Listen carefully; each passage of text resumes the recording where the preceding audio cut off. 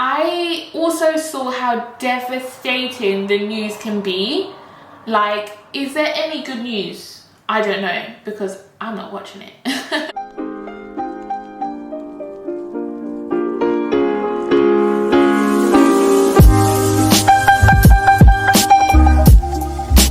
Hello, welcome back to St. Rose of London. Thank you so much for joining me.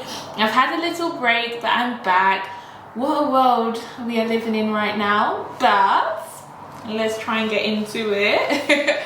So on Instagram, I said to everyone, what do you want to see? And a lovely lady came back and was like, what did you learn from lockdown? Like, what did you learn from the first lockdown? So that is what I'm going to go into. Before I carry on, please like, share and subscribe. I have a giveaway, so if I get to 100 subscribers, I will be sending out a scented soy candle made by myself. I still have a few winter fragrances, so if you like one, just hit me up on Instagram and I can send one out to you. So let's get into the video. I have my notepad. You know how it goes. What did I learn from the first lockdown? I learned that all these things that we have, all the fun things that we have, are distractions. They're not necessarily bad things in itself, but if you're here and you're trying to grow your soul, you're trying to develop as a person, then, you know, sometimes having the club open every night is not really, you know, doing it, you know. So they can be distractions into where you need to be, where you need to get to in life, yeah. And then leading on to that, it's just I realized how unreal this world is. You know, I saw another guy, I need to find out what his name is, but he was like, they create these spaces like Disney World, and it's like, oh, that's the fake world, but really, he did a video on Hyperreality. And you know what? When we was in the first lockdown, everything was taken away. It was like stripped bare life. You know, we can go out for food kind of thing. And it's like, the world seems so surreal. Like, everything that's going on. What? That's a whole video in itself. But yeah, I just learned that the world is so unreal, you know. And another thing which was quite nice is to see how quickly Mother Earth healed. You know, like, we know about Mother Earth and how intelligent the universe is and creation, and it's you know, it's even bigger than we can comprehend, right? But you started to see little videos, little clips of, you know, the fishes returning to Venice and Australia starting to heal, and, you know, animals that haven't been in a certain area now coming back to it. And it was just incredible to see all these life forms coming back and living happy now the humans are out, you know. But it just shows us that we too can heal the same way. You know, we need our rest, we need our periods of rejuvenation, and you don't necessarily get that when you have 20 days holiday from your workplace, which they don't want you to take all at the same time. You know, 9 to 5, Monday to Friday, even shift work is just as bad, you know. So I really learnt that in some cases lockdown allowed us to, well, forced us to take our rest, to take our period of rejuvenation. We realized that we really need to take care of ourselves, our mind, our body and our soul. We too can heal, just like Mother Earth healed. I also saw how much we need communication and love. Now, obviously, studying psychology and so on, it's not even studying psychology, it's just knowing human beings need connection and communication, just like animals need connection and communication, right? And we saw this on a huge scale, like we couldn't even avoid it, you know? And things like House Party and Zoom and FaceTime and, you know, social media, we realized that, hey, we can actually keep connected and we can meet people all over the world. I remember going to this embodiment conference, and it was loads of teachers, healers, yogi, like every profession, psychologists, and they all had like guest speakers in different areas, different times of the day, and you can just go on your Zoom call, meet people you would maybe have never met, like all different countries coming together, like-minded people. And that's what we realized we can do. We can, you know, hold support groups, hold spaces, but not only in our local communities, in our countries, but all over the world. I'd absolutely love to do a support group, but that's what I learned. We need communication. We need the frequency of love more than ever when it's a shitstorm outside. Sorry. Lockdown, the first lockdown, reminded me of what truly matters when everything else is gone. Like, how powerful. What truly matters to you? Is it your job? Is it your Nando's? What actually truly matters? See what I mean? I also saw how devastating the news can be.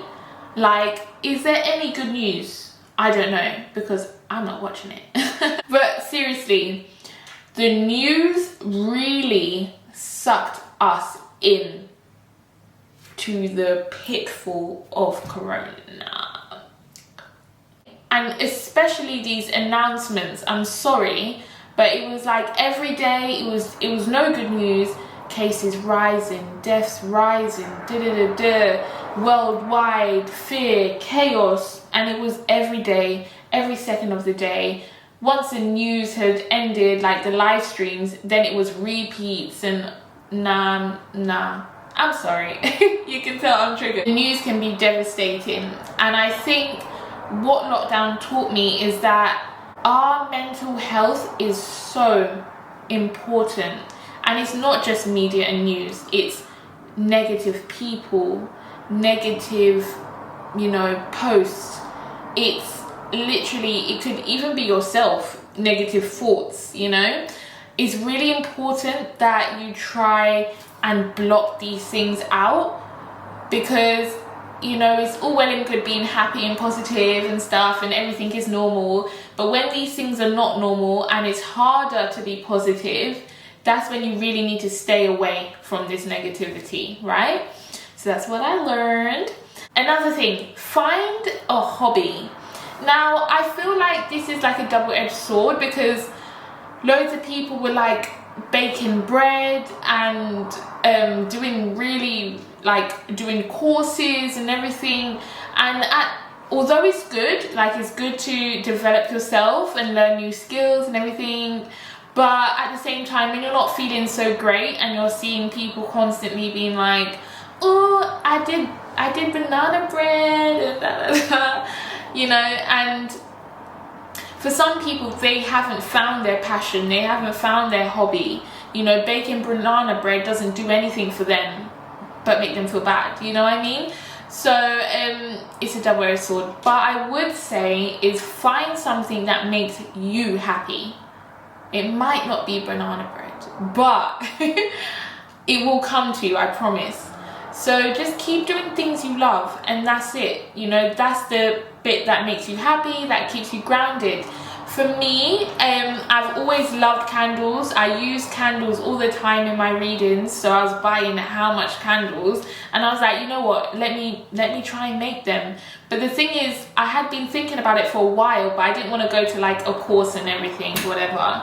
I just started watching YouTube and picking up and doing my research. Google has everything, you know, and just really learning how it works. How does it mix together? How does scents mix together, and so on. And I did it, and you know what, I'm so happy I did it.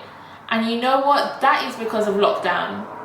because I had the time to do it. I wasn't coming home tired and didn't have anything, you know, didn't have any energy left, right? I had the time, I had the space, I had the creativity. I was bored. I was bored, so I was like, what can I do? Something you love, right? If you're enjoying, please like, share, subscribe, and let me know what you think. And lastly, what did I learn? I learned how far away we are from being free. Freedom, being free people, all races, you know. We had the Black Lives Matter movement.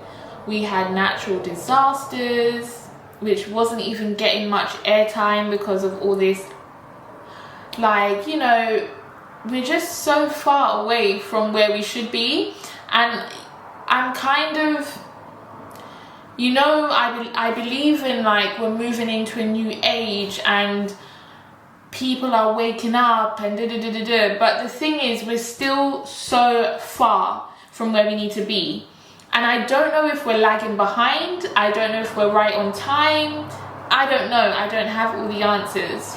But I was like, we have a long way to go before we are free people.